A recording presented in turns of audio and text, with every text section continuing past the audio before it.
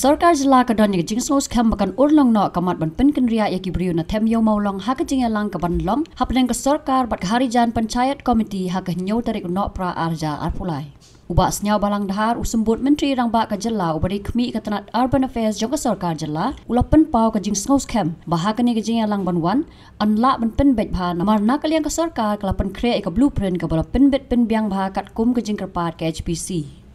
Meghalaya High Court dangshan kala ajing patha ek sarkar jela bat HPC ban thau ki lat kilinti ban pentikana bagi jinge ka ja baro an penpoi sya ka jinge su thu jingmut hapo mentau snam kumban sukro bagi jing terwa pynkynriah ki long yeng na Them Īewmawlong ka dei hadien ka jinge kan at ha ka te ka jaka house nam arjar khat pra bar hadien ka sarkar kala thau ya ka high level committee ban puli banya bat shem migsen jam na ka banta ka te ka jing thmu Haubenail bear arja arpuai kesorkar jela kala wanra da ka tripartite agreement bat ka hima melim bat ka Shillong Municipal Board ban shim haladi ya ka tega jaka bat urlong haubenai risau arja arpuai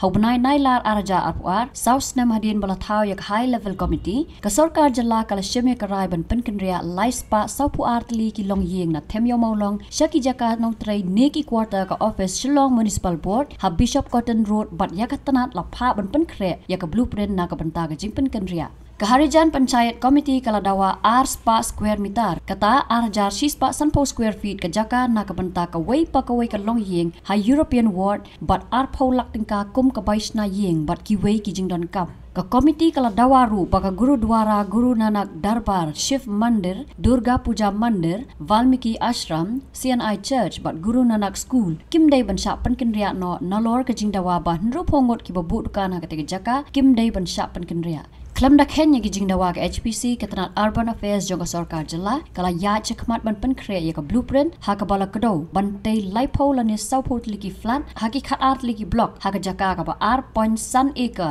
ka ba yeng ka office Shillong Municipal Board bat ban ai shiki bri ki bala ai karteng sha ka Meghalaya High Court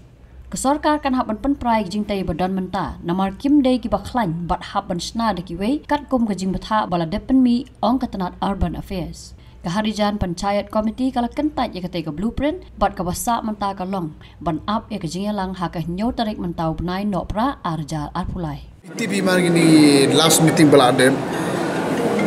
ar live na shua ta doni katuk ani ki request government ndre bagi demand ki request on ki pon ki bagi request yang iba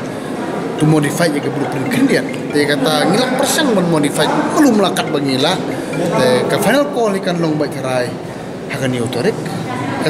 di kuat juga hakan ni otorik malum mula karai ngilak banya tu ipi kai ni kan final seperti ni mah tu kalau don tu gurudwara mo ka jaka mani jadi berate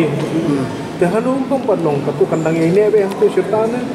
yang kata apa dia tu ipi kan don lang bai hak blueprint barok kai bin kai ke bangin siya kan